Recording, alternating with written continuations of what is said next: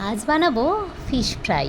তার জন্য এখানে 6টা ভেটকি মাছের ফিলেট নিয়ে নিয়েছি, যার মধ্যে আমি নুন, গোলমরিচ গুঁড়ো আর লেবুর রস মাখিয়ে আধ ঘন্টা ভালো করে ম্যারিনেট করে নিয়ে ফ্রিজে রেখে দেব।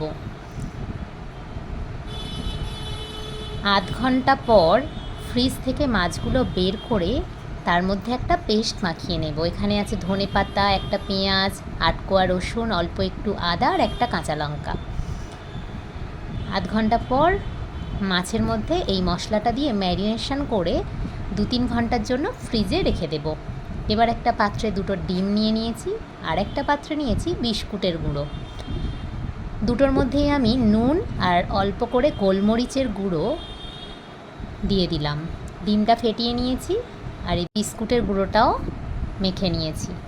এবার আমি মাছটাকে প্রথমে ডিমের ব্যাটারে ডুবিয়ে, তারপর বিস্কুটের গুঁড়োতে ডুবিয়ে, আবার ডিমের ব্যাটারে ডুবিয়ে বিস্কুটের গুঁড়োর মধ্যে দিয়ে ভালো করে শেপ দিয়ে নেব।